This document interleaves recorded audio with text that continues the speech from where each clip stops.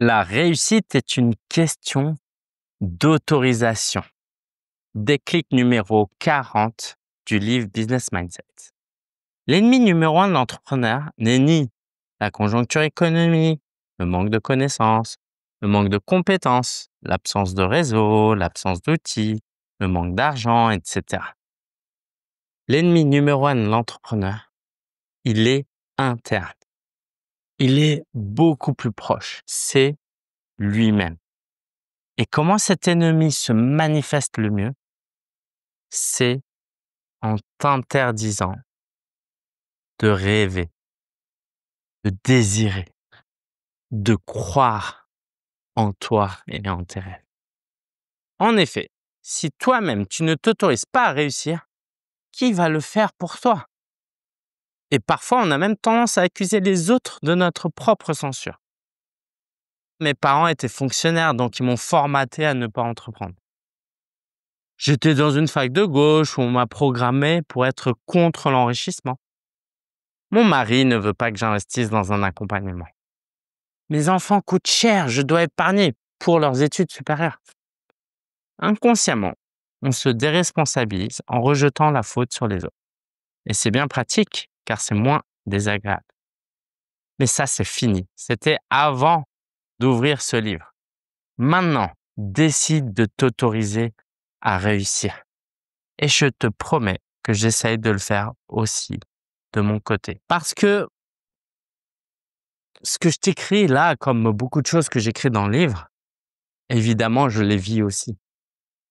Soit je suis passé par là, soit je suis en train de les vivre, soit je suis passé par là, mais je le revis quand même parce que le contexte a changé.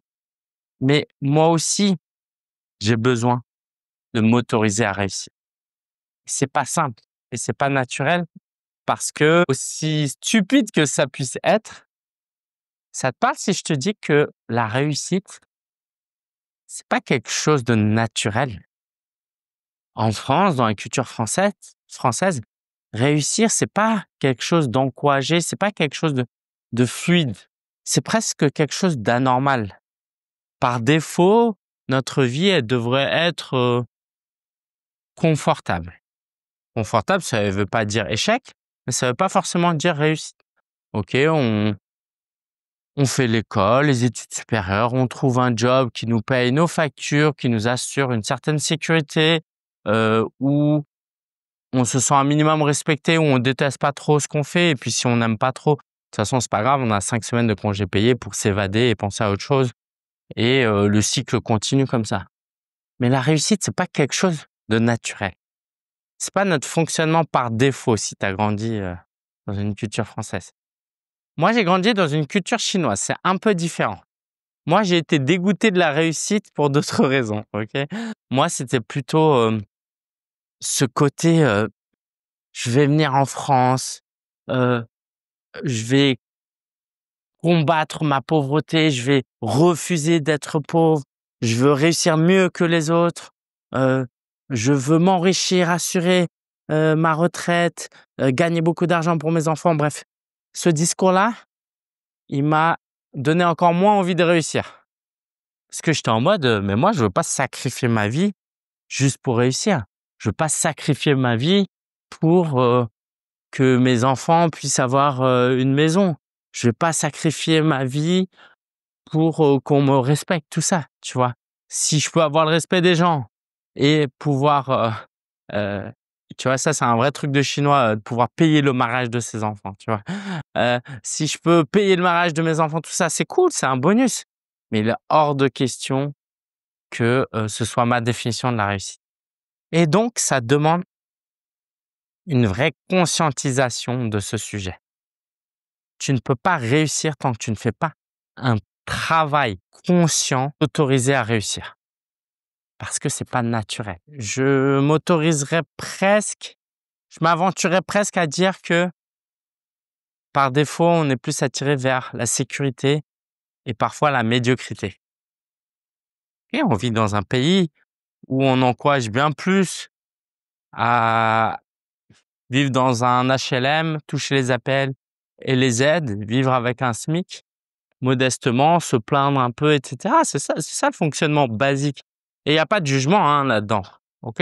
Je te dis les choses telles que je le constate. Après, je sais pas si on constate la même chose, mais tu vois, genre pendant la crise des gilets jaunes, j'avais pas l'impression que les gens, ils étaient choqués. «Oh attends, les gens, ils se manifestent». Je pense que les gens qui étaient gênés par les gilets jaunes, c'est parce que ça les gênait dans leur, dans leur trajet, dans leur, trajet de voiture. Mais tu vois, c'est normal de se plaindre, et de demander à l'État de faire quelque chose. Mais non, en tant qu'entrepreneur, tu peux pas te contenter de ça. Mets de l'intention dans la réussite et ça passe par t'autoriser. Et s'autoriser à réussir, c'est un gros travail. Ça passe par se poser la question: «Est-ce que je m'aime assez?» Parce que tu peux pas souhaiter de la réussite à quelqu'un que tu n'aimes pas. Donc si tu t'aimes pas, tu vas pas te souhaiter de la réussite et du coup, tu vas échouer. Mais si tu t'aimes, tu vas te souhaiter de réussir. Donc mon invitation pour toi, c'est aussi d'apprendre à t'aimer parce que là aussi, malheureusement, il y a de grandes chances que tu aies grandi dans une famille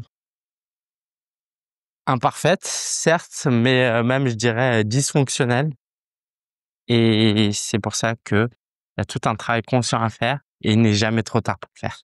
Et si tu as besoin d'aide, tu as besoin d'un coup de pouce pour faire ce travail, pour t'autoriser à réussir, parce que c'est dur de le faire seul, tu sais que tu peux réserver un appel. C'est très simple. Commande le livre. Une fois que tu commandes le livre, tu pourras profiter d'un appel offert avec moi dans la limite des places disponibles et jusqu'en septembre seulement. Et ouais, let's go, et je serais ravi de t'aider à débloquer certaines choses.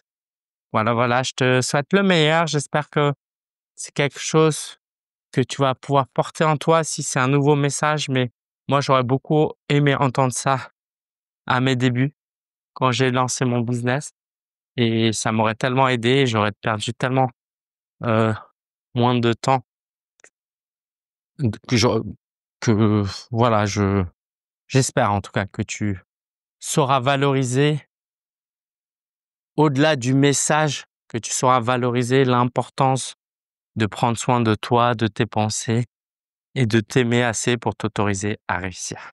À demain!